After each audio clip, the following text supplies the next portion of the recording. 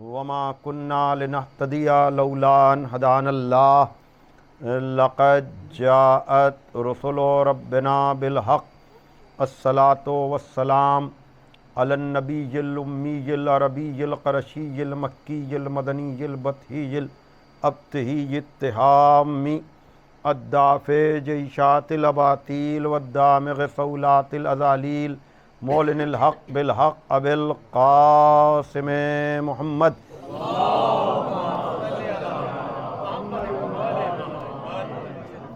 وآلہ الطیبین الطاہرین المعصومین المظلومین الذین اذھب اللہ عنہم الرجس وطہرہم تطہیرا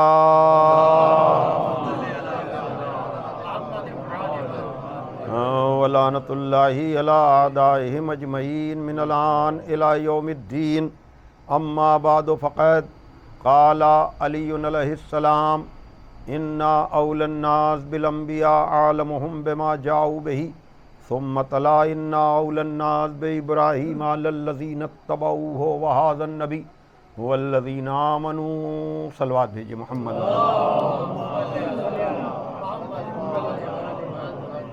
بزرگان محترم و دوستان عزیز، اسلام اور عزاداری کے موضوع پر مسلسل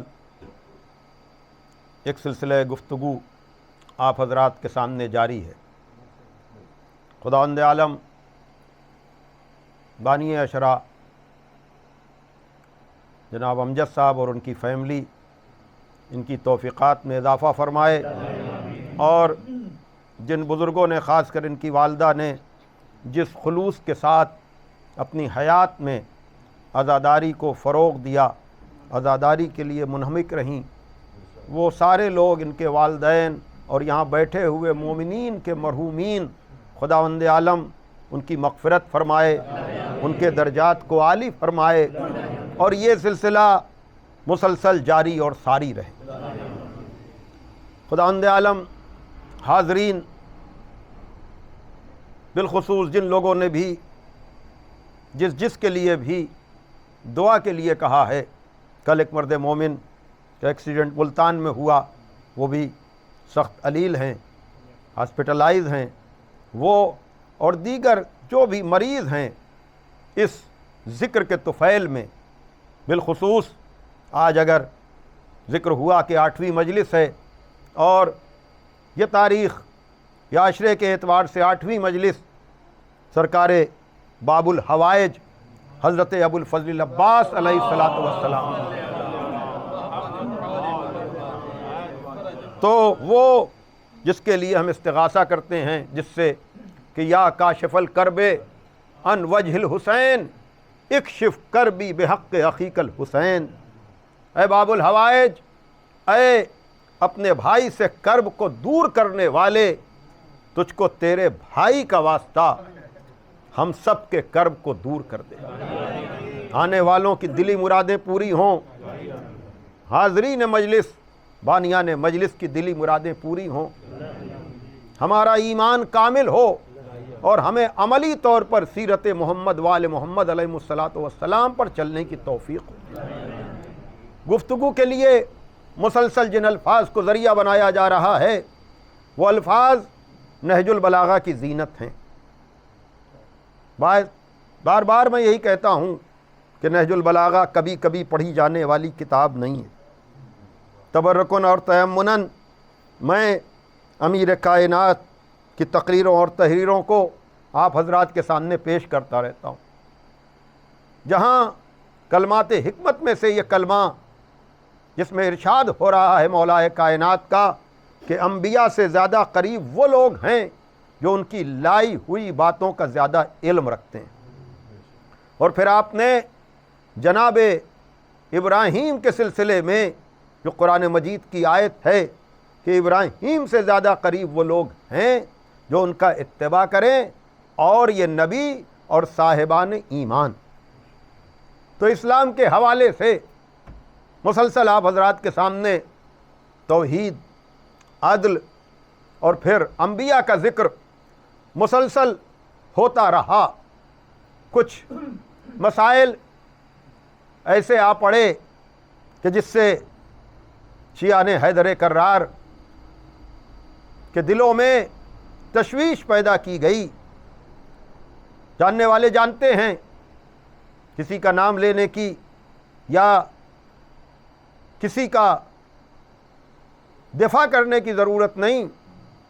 ہم تو نظریہ بیان کر رہے ہیں، اور ہم نے اسلام کے حوالے سے جو بنیادی باتیں کی ہیں اسی اشرے میں اگر وہ پیش نگاہ رہیں تو ہر ہونے والے شبہے کا جواب اس میں موجود ہے.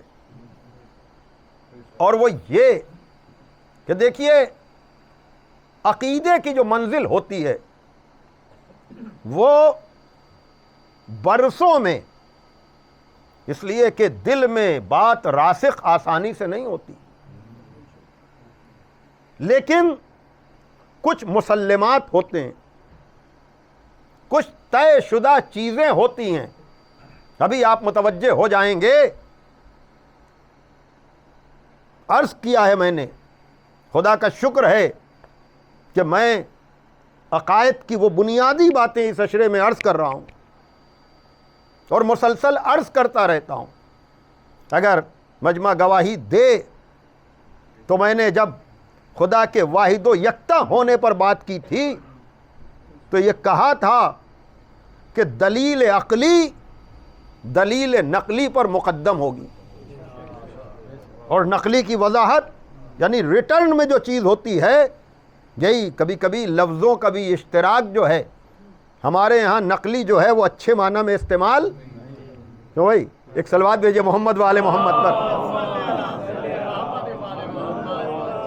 نقلی کا لفظ بھی اچھے معنی میں استعمال نہیں ہوتا، اور جعلی کا لفظ بھی کبھی کبھی ہمارے احباب یہ لفظ استعمال بھی کرتے ہیں کہ جعلی آدمی ہے.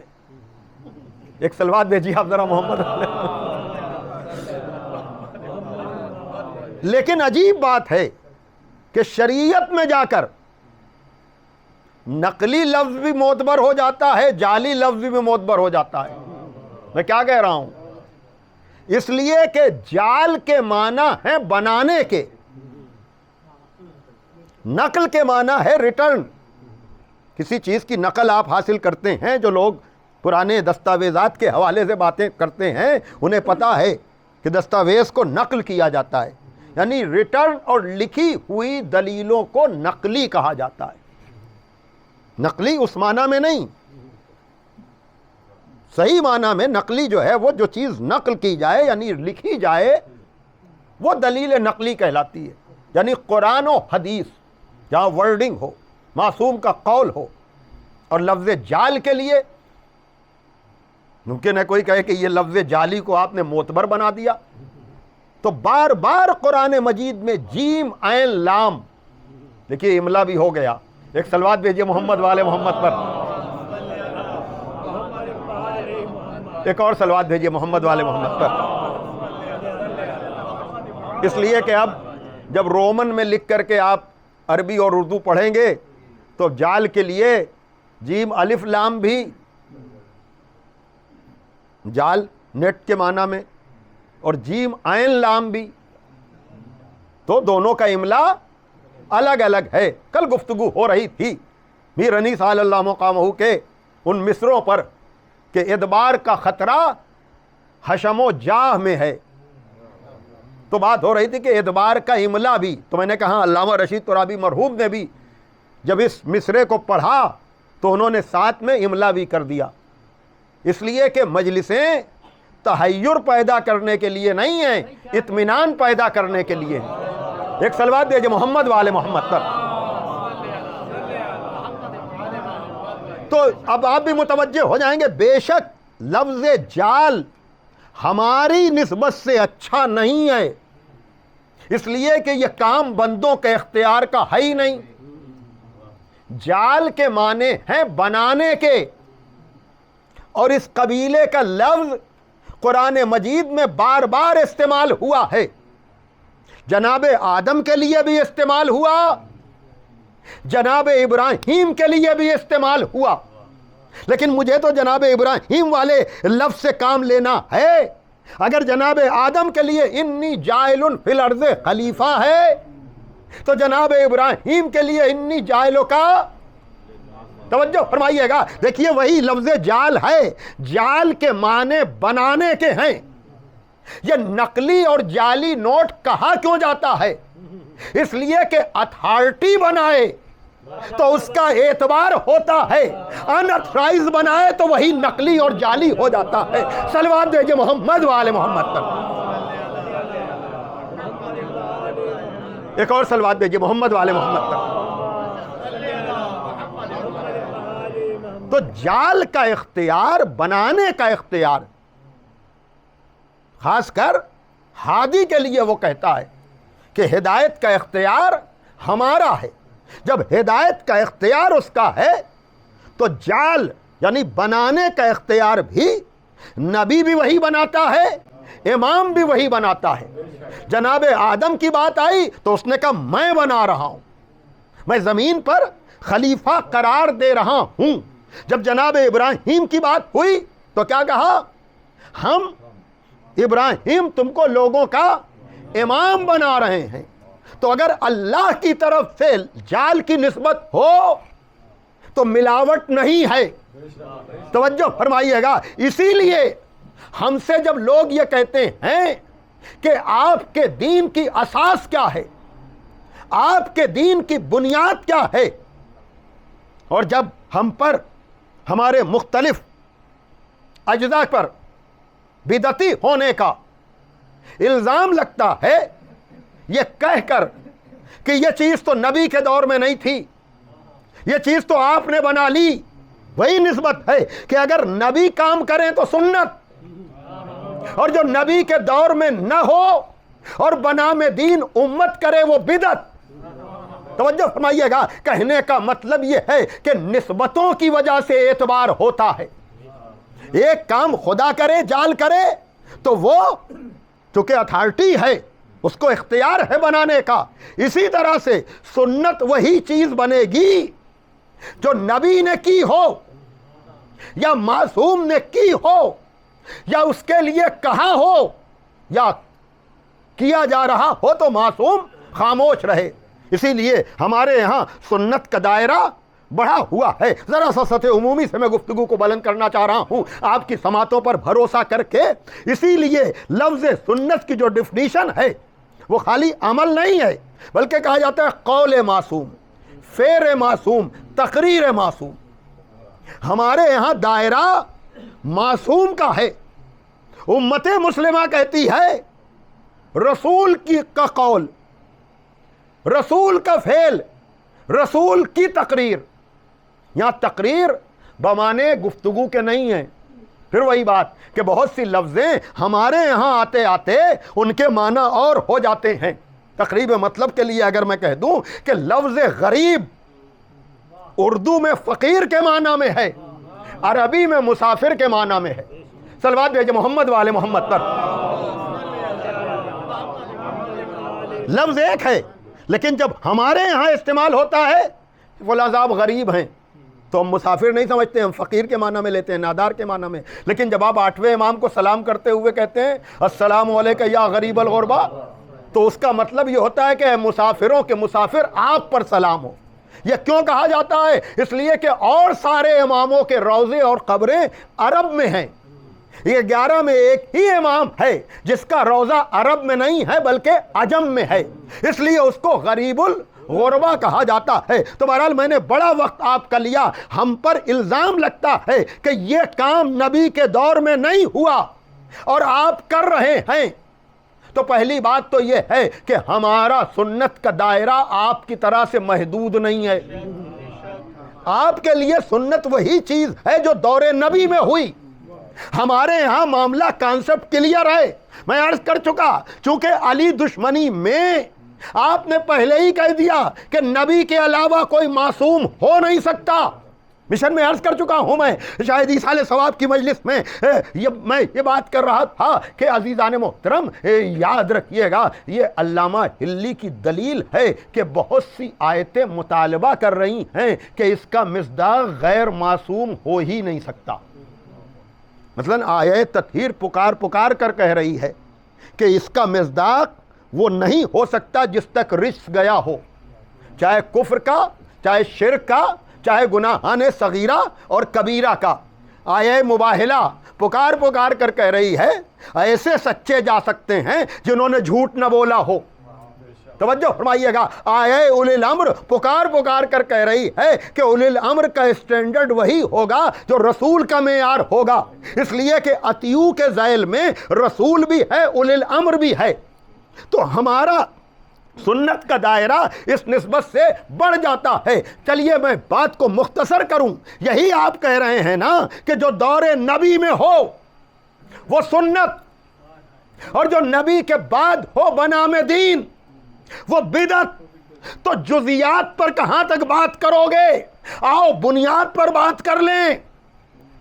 یہ بتلاؤ ہمارا سلسلہ ہے غدیر سے، آپ کا سلسلہ ہے ثقیفہ سے۔ ارے میں کہاں جاؤں، توجہ فرمائیے گا۔ ہم کہتے ہیں ہماری اساس ہے غدیر، آپ کہتے ہیں آپ کی اساس ہے ثقیفہ۔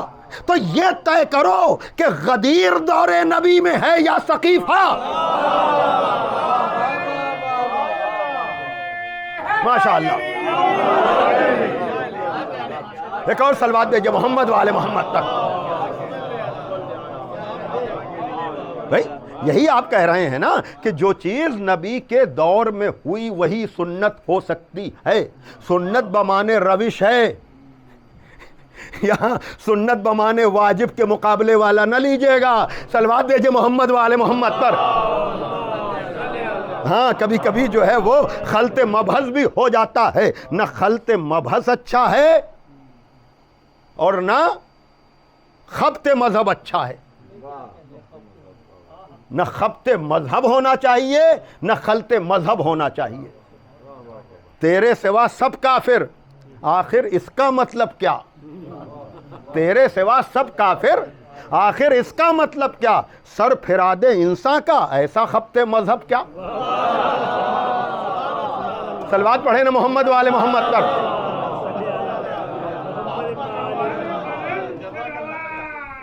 ماشاءاللہ،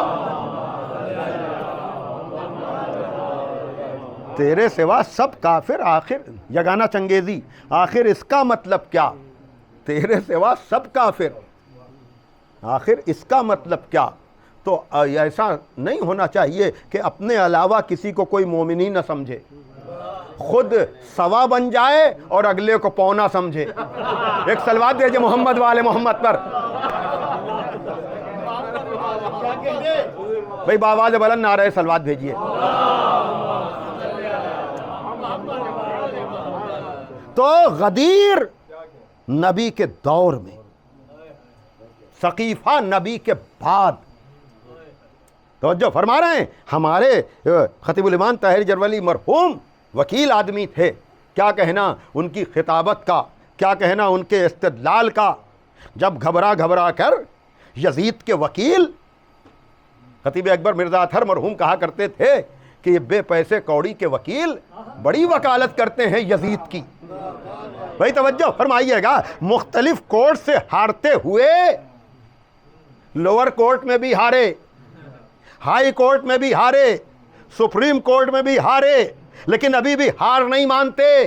اب مرسی پٹیشن لاتے ہیں، کہتے ہیں جب کہیں یزید نہیں ٹکا، اگر اللہ معاف کر دے، اگر اللہ معاف کر دے تو خطیب الامام طاہر جرولی مرحوم کہتے تھے کہ اگر آپ یزید کو بخشوائیں گے تو پھر ابلیس کا مقدمہ میں لڑوں گا۔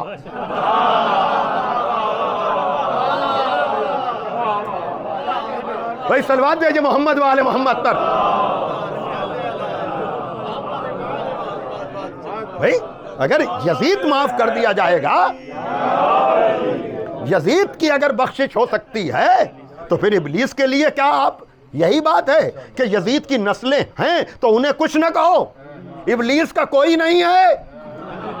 بھائی توجہ فرمائیے گا، لیکن وہی بات یہ جو لڑتے ہیں نا، یہ بھی کہیں نہ کہیں آ کر پھنستے ضرور ہیں، شکست کھاتے ضرور ہیں۔ اس لیے کہ آپ اگر اتنے فراخ دل ہیں کہ کہتے ہیں یزید کو اگر اللہ معاف کر دے یعنی یزید یا یزید جیسوں کی بات آ جائے تو اللہ اتنا بڑا رحم والا ہو جائے کہ یزید کو بھی معاف کر دے، تو کبھی ہماری بھی تو وکالت کرو کہ اگر یزید کو برا کہہ رہے ہیں تو کہنے دو، ہو سکتا ہے خدا معاف کر دے۔ بھائی صلوات پڑھیے محمد والے محمد تک۔ یعنی یزید کی نسبت سے تو آپ کہیں گے معاف کر سکتا ہے، اور جب ہماری بات آتی ہے ہم دشمنان اہل بیت پر لعنت کرتے ہیں تو پھر خدا اتنا نیرو ہو جاتا ہے، اتنا محدود ہو جاتا ہے کہ سب کو معاف کر دے گا، حسینیوں ہی کو معاف نہیں کرے گا۔ اسی سے پتہ چل جاتا ہے کہ یک بام دو ہوا کیسی، ایک کوٹھے پر دو ہوائیں کیسی۔ صلوات دیجئے محمد والے محمد تک۔ بڑی توجہ، میں نے بڑا وقت آپ کا لیا ہے لیکن آج اہم بات آپ تک پہنچانی ہے، اور وہ یہ کہ دیکھیے یہ تو بالکل سامنے کی باتیں عرض کی ہیں، لیکن قرآن کی نسبت سے بھی آپ سب سنے ہوئے ہیں، آیتوں کا مفہوم آپ کے ذہن میں ہے کہ ارشاد ہوتا ہے کہ ہاں قرآن اس میں محکم بھی ہے متشابہ بھی ہے۔ محکم وہ جو بالکل واضح طور پر بات سمجھ میں آ جائے، متشابہ یعنی جس میں ڈبل میننگ کا دو معنی نکل سکتے ہوں، کا جن کے دلوں میں زیغ ہوتا ہے، جن کے دل زنگ آلود ہوتے ہیں، وہ واضح والی بات نہیں لیتے۔ بھائی توجہ فرمائیے گا، جس میں دو معنی ہوتے ہیں، لیکن میں اسی اشرے میں عرض کر چکا کہ جب عقل سے یہ ثابت ہو چکا کہ خدا جسم نہیں رکھتا، توجہ فرمائیے گا، تو اگر قرآن میں بھی لفظ ید مل جائے تو اس کی میننگ ہینڈ نہیں کریں گے، اس لیے کہ جسم والی دلیل عرض کر چکا ہوں نا رد ہو جائے گی۔ تو جو پیمانہ توحید کے لیے ہے وہی نبوت و امامت کے لیے بھی ہوگا، کہ جیسے توحید کے لیے جسم و جسمانیات کا ماننا، اگر قرآنی لفظ بھی آ جائے تو اس کے ایسے معنی کریں گے کہ جس سے دلیل عقلی رد نہ ہو۔ توجہ فرمائیے گا، تو اسی لیے بنیادی فکر یہ ہے مذہب شیعہ کی، جو ائمہ کے فرامین کی روشنی میں ہے، کہ جب آیہ تطہیر سے عصمت طے ہے، جب آیہ مباہلہ سے صداقت طے ہے، جب آیہ کوثر سے عطائے پروردگار طے ہے۔ ایک اور اشارہ میں کر کے گزر جاؤں، بھائی جب جناب ابراہیم کو یہ کہا گیا کہ انی جاعلک للناس اماما، اے ابراہیم ہم تم کو لوگوں کا امام بناتے ہیں، تو فوراً کہا ہماری ذریت، سب آپ کے ذہن میں ہے، میں ایسی خطابت نہیں کرتا ہوں کہ جس کے لیے حوالوں کی ضرورت ہو، تو قرآن کی آیت ہے، خیر اس کے لیے کوئی ریفرنس کی ضرورت ہی نہیں ہے، جس کو جا کر کے قرآن پلٹے تو مل جائے گا سب کچھ اسے۔ فوراً کہا قال ومن ذریتی، پروردگار میری ذریت، لا ینال عہد الظالمین، ہمارا عہدہ ظالموں تک نہیں پہنچے گا۔ صرف میں اشارہ کر رہا ہوں، اللہ نے کہا میرا عہدہ ظالموں تک نہ پہنچے گا۔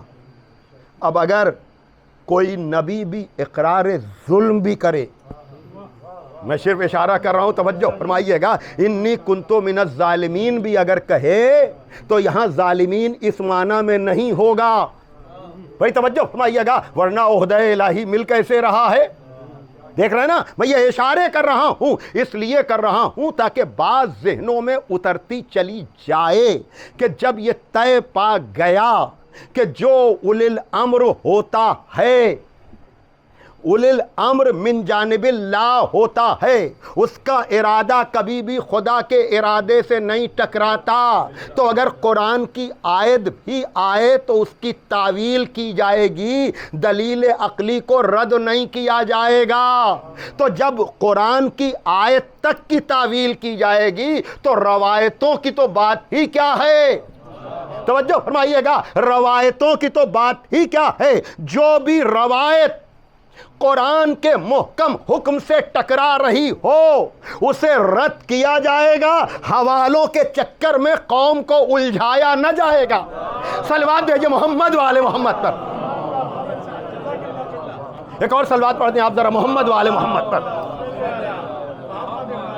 اس لیے کہ ظاہر سی بات ہے کہ کچھ چیزیں اشاروں میں ہی مناسب رہتی ہیں، اس لیے کہ ہر آدمی کو ہر بات ہر وقت نہیں بتائی جا سکتی۔ اب یہ تو مجلس کا فیض ہے کہ اس میں ہر اسٹینڈرڈ کے لوگ ہوتے ہیں۔ ممکن ہے بہت سے لوگ سوچ رہے ہوں یہ اشاروں میں بات ہو کیوں رہی ہے؟ نہیں، کبھی کبھی اشاروں میں بھی بات ضروری ہوتی ہے۔ کہنے کا مطلب یہ ہے کہ جہاں روایت کے نقل کرنے والے تو ملیں لیکن درایت کی کسوٹی پر آیت کو پرکھ نہ سکیں، وہ امامت کو سمجھیں گے کیا؟ صلوات بھیجے محمد وآل محمد پر۔ اور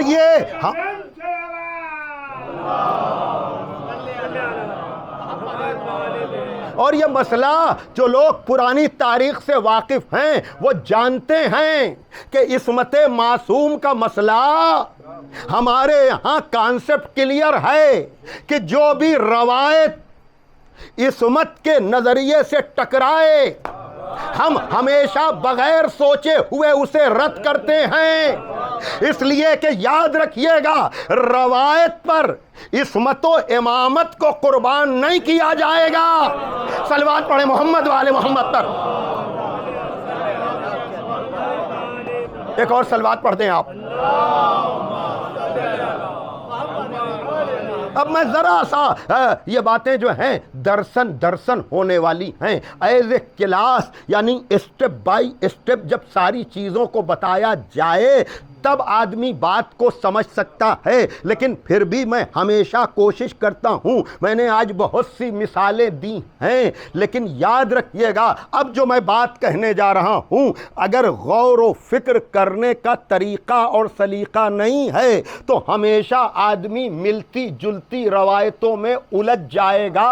انہی میں سے ایک بالکل سامنے کی بات میں آپ کے سامنے عرض کروں۔ پہلے یہ بتلائیں کہ ٹھیک ہے ہم مولا علی کی معرفت کا حق تو ادا نہیں کر سکتے، لیکن مسلسل ذکر حسین میں شرکت کی وجہ سے یہ مجمع اتنا تو جانتا ہی ہے کہ مولا علی کے علم کی گواہی اپنوں نے بھی دی ہے، غیروں نے بھی دی ہے۔ مولا علی کے علم کے لیے سارے لوگوں نے اقرار کیا ہے، سیوطی تک نے تاریخ الخلفاء میں دوسری جگہوں پر اس بات کا اقرار کیا ہے کہ مولا علی کے علم کا کمال یہ تھا کہ وہ بڑے اعتماد کے ساتھ کہتے تھے کہ اگر میرے سامنے مسند قضا بچھا دی جائے تو میں توریت والوں کا فیصلہ توریت سے، انجیل والوں کا فیصلہ انجیل سے، زبور والوں کا فیصلہ زبور سے کروں گا، قرآن والوں کا فیصلہ قرآن سے کروں گا، اور اس طرح سے کروں گا کہ یہ نہ بولنے والی کتابیں بھی بول پڑیں گی۔ بڑی توجہ، میں جو بات کہنا چاہ رہا ہوں بھائی آپ نے بار بار سنا ہے، نہج البلاغہ میں بھی یہ قول موجود ہے کہ سلونی قبل ان تفقدونی فلانا بطرق الارض، میں زمین کے جو پوچھنا ہے پوچھ لو، میں زمین کے راستوں سے زیادہ آسمان کے راستوں سے واقف ہوں۔ بھائی علم علی کا مسئلہ شیعوں ہی میں نہیں، اہل سنت میں بھی دوسرے لوگوں میں بھی تو بالکل کلیئر ہے نا، اس میں تو کسی طرح کا کوئی مسئلہ نہیں ہے۔ اور یہاں بیٹھا ہوا تقریباً سارا مجمع اس بات کا قائل ہے نا کہ میرا مولا زمین کے راستوں سے زیادہ آسمان کے راستوں سے واقف تھا۔ یہ باتیں آپ کے ذہن و دل و دماغ میں اتری ہوئی ہیں نا، کسی ریفرنس کی ضرورت تو نہیں ہے، کسی حوالے کی ضرورت نہیں ہے۔ تو اگر یہ بات آپ کے دل میں اتری ہے تو جو دوسری بات میں کہنے جا رہا ہوں وہ بھی آپ سب نے سنا ہے اور دلوں میں اتری ہوئی ہے، اور وہ یہ کہ غازی کا تذکرہ جب بھی کہیں بھی آپ سنتے ہیں تو کون ہے اس مجمع میں جس نے یہ نہیں سنا کہ مولا علی نے جناب عقیل سے کہا کہ میرے بھائی عقیل مجھے ایسے قبیلے کا پتہ بتاؤ جہاں سے، آگے کچھ کہنے کی ضرورت تو نہیں ہے بھائی آپ بتائیں، اس مجمع میں سب نے سنا ہوگا نا کہ مولا علی نے اپنے بھائی عقیل سے کہا، چونکہ عقیل نصاب عرب تھے بے شک تھے، لیکن آپ مجھے بتائیں کیا یہ بات آپ کو ٹکراتی ہوئی نہیں لگتی کہ جو زمین کے راستوں سے زیادہ آسمان کے راستوں سے واقف ہو؟ ارے میں کہاں جاؤں؟ صلوات بھیجے محمد و آل محمد پر۔ بھائی جو زمین کے راستوں سے زیادہ، میں عرض کر چکا ہوں کہ جس کے لیے قرآن کہے یقول الذین کفروا لست مرسلا، اگر یہ کفار تجھے نہیں مانتے رسول تو نہ مانے، ان سے کہہ دے کہ میری رسالت کے لیے ایک اللہ کافی ہے اور ایک وہ جو پوری کتاب کا عالم ہے۔ بھائی توجہ فرمائیے گا، تو اب یا تو یہ ہو کہ دوسری روایت کو رد کر دیا جائے، یا یہ ہو کہ یہ کہا جائے کہ نہیں مولا علی کے پاس اتنا علم نہیں تھا۔ دونوں کو رد کرنا آسان نہیں، تو ہنر یہ نہیں ہے کہ ایک کے اس میں دوسرے کو رد کیا جائے۔ بڑی توجہ عزیزان محترم، کیوں؟ اس لیے کہ کبھی کبھی یہ منزل آ جاتی ہے کہ جہاں پر آدمی اگر تعویل صحیح نہیں کر پا رہا ہے، پہلی بات تو یہ ہے کہ رد کیا جائے گا، اگر رد نہیں بھی ہو پا رہی ہے تو تعویل کی جائے گی، اور تعویل ایسی کی جائے گی کہ جو اصل اساس پر حملہ نہ ہو۔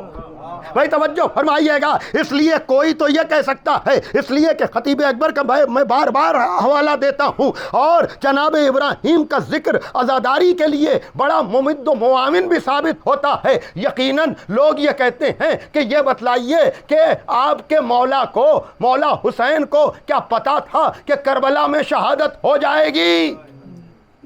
پہلا یہ پوچھتے ہیں ہمارے شاداب ذہنوں سے، جب یہ کہتے ہیں کہ ہاں علم تھا، یہ باب مدینۃ العلم کے وارث تھے، یہ خود بھی مصداق آیہ تطہیر تھے، پھر فوراً پوچھتے ہیں کہ اگر وہاں یہ علم تھا تو علم کے ساتھ ایسی جگہ پر جانا، میں بچ بچ کر کہہ رہا ہوں، وہاں پھر جانے کی ضرورت کیا تھی؟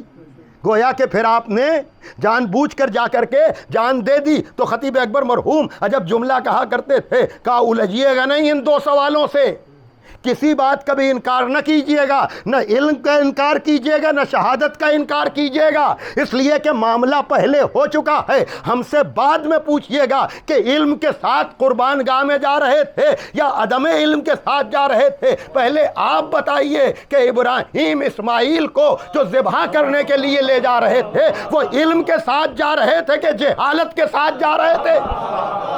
ارے میں کیا کر رہا ہوں، توجہ فرمائیے گا، اس لیے کہ ناواقف اسرار قربانی کیا جانے کہ قربانی علم کے ساتھ ہوتی ہے، جہالت کے ساتھ نہیں ہوتی۔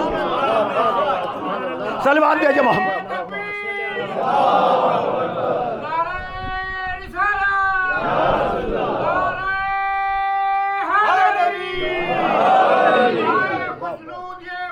بڑی توجہ،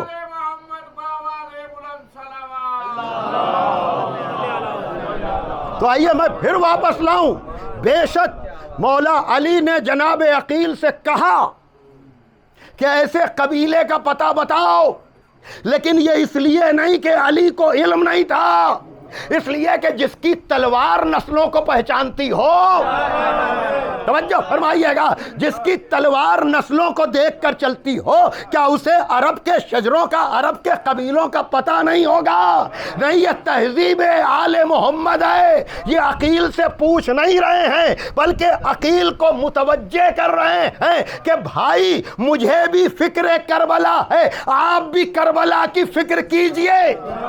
بھائی توجہ فرمائیے گا، اور چھوٹے بھائی کے کہنے پر بڑے بھائی نے کربلا کی فکر کی، اور ایسی فکر کی کہ جس وقت مولا علی عباس جیسے بیٹے کی تمنا کر رہے تھے، اسی وقت جناب عقیل مولا علی کے متوجہ کرنے پر مسلم جیسے بیٹے کی تمنا کر رہے تھے، اور اللہ نے دونوں کو نوازا۔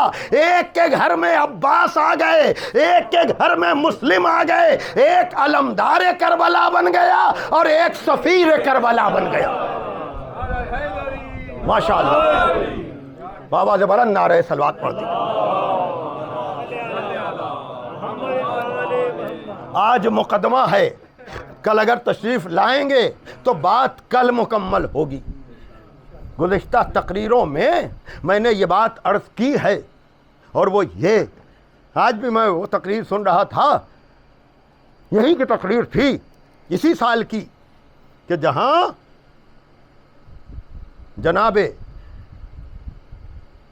عباس کے سلسلے میں، بلکہ سجاد صاحب کے یہاں کی مجلس تھی، وہاں میں نے عرض کیا تھا، متوجہ ہو جائیں گے آپ کہ وہ لوگ جو دباؤ بناتے ہیں کہ بزم نبی میں بیٹھنے والے سارے برابر تھے، تو میں نے وہاں کہا تھا یہ نظریہ جو گڑھ لیا گیا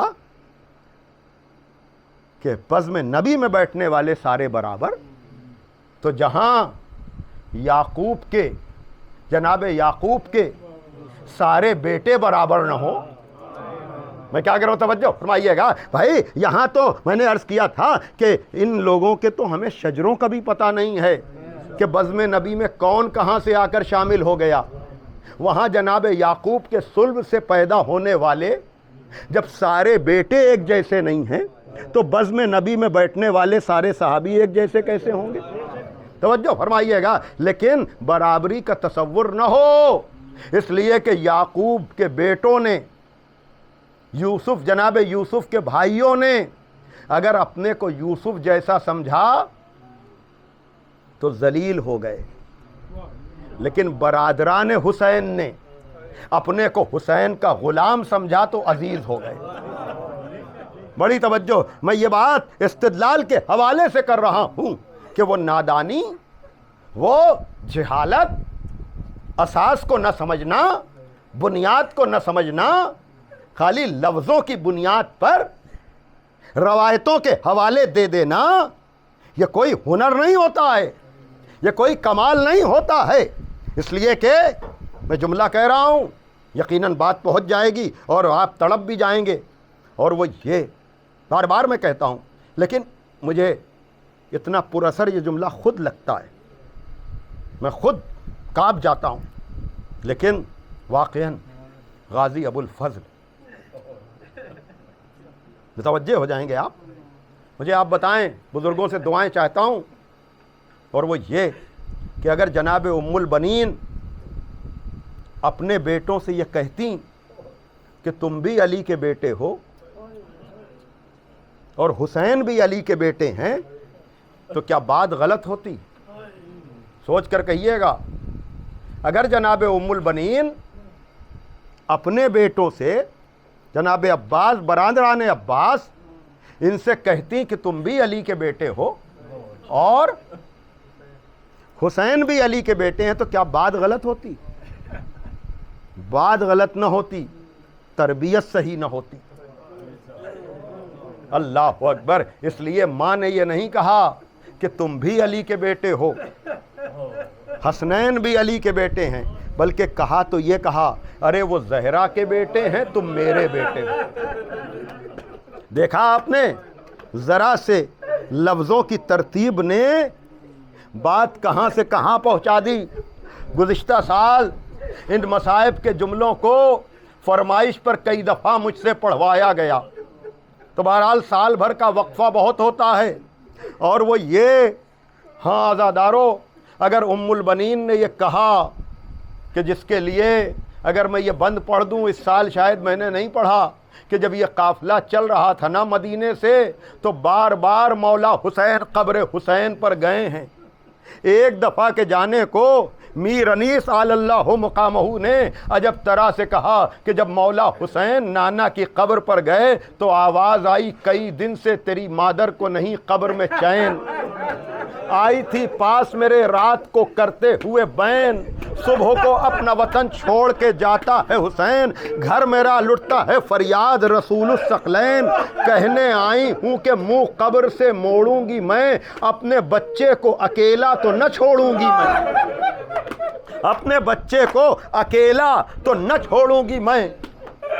ماں کی تربت پہ گئے امام ابرار، اتری محمل سے بسد آہو فغاں زینب زار، ماں کی تربت پہ گئے امام ابرار، ہاتھ زہرا کے نکل آئے پے صبر و قرار، آئی آواز نہ رو میرے دل کو قلق ہوتا ہے، ارے قبر ہلتی ہے کلیجہ میرا شک ہوتا ہے، ہاں بلاؤ میرا عباس دلاور ہے کدھر، اللہ اکبر. دیکھیے اگر انہوں نے غلام سمجھا تو ادھر سے کیا سند مل رہی ہے. ہاں بلاؤ میرا عباس دلاور ہے کدھر, میں فدا ہوں, وہ فدا ہے میرے بچے پر, میں ہوں صدقے اس پر, شکم غیر سے گو ہے پر وہ میرا ہے پسر. یہ صدا سن کے برادر کو پکارے سرور, آئی آواز رہوار کو آگے نہ بڑھاؤ بھائی. ارے یاد فرماتی ہیں اماں ادھر آؤ بھائی. آ کے سر رکھ دیا عباس نے پائی نے مزار, آئی زہرا کی صدا میں تیری غربت پہ نثار. ارے اپنے پیاروں کے برابر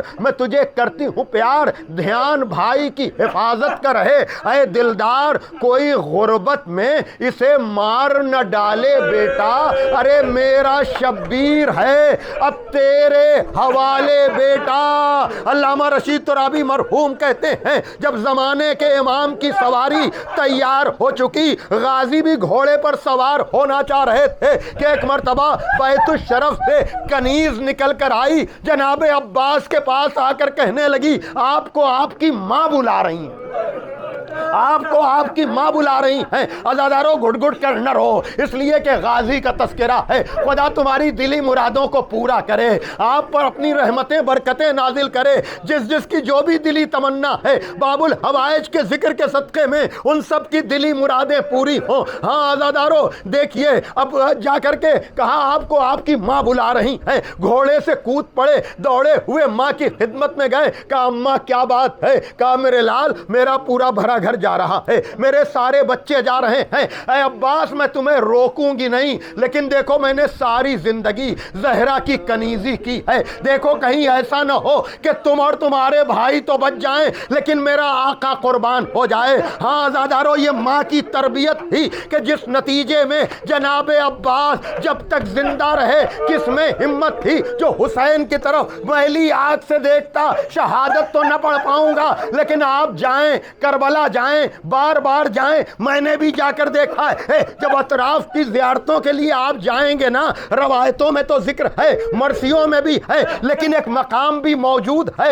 ایک گلی میں جہاں بتایا جاتا ہے کہ پسر سعد اور مولا حسین کے درمیان یہاں گفتگو ہوئی تھی. کچھ عربی کے اشعار بھی لکھے ہوئے ہیں جہاں طے یہ پایا تھا کہ ادھر سے مولا حسین جائیں گے اور ان کا بیٹا جائے گا, ادھر سے پسر سعد آئے گا اور ان کا بیٹا آئے گا. جب گفتگو کے لیے جناب علی اکبر کو لے کر مولا حسین جانے لگے ہیں تو پیچھے پیروں کی آہٹ محسوس کی, پیچھے مڑ کر دیکھا تو دیکھا کہ عباس بھی چلے آ رہے ہیں. مولا حسین زین سے زمین پر آئے کہ عباس تمہیں تو پتا ہے کہ طے یہ پایا ہے کہ وہ آئے گا اور اس کا بیٹا آئے گا اور میں جاؤں گا اور میرا بیٹا جائے گا. ایک مرتبہ غازی نے ہاتھ جوڑ دیے, کہا مولا اس کے ساتھ اس کا غلام بھی تو آ رہا ہے. ارے یہ کیسے ہو سکتا ہے کہ اس کا غلام تو اس کے ساتھ آئے اور آپ کے ساتھ آپ کا غلام نہ آئے. اے حق غلامی ادا کرنے والے, جب حسین پر تیر چل رہے تھے, تلواریں چل رہی تھی, یقیناً پکار رہے ہوں گے. اور وہی کیا جب زینب بے ردا دربار میں گئی ہوگی تو آواز دی ہوگی ہائے میرا عباس, ہائے میرا عباس, واہ حسینا, واہ عباسا, واہ مظلوما, الا لعنت اللہ علی القوم الظالمین, سیعلم الذین ظلموا ای منقلب ینقلبون. ماتم جناب عباس, ماتم امام حسین.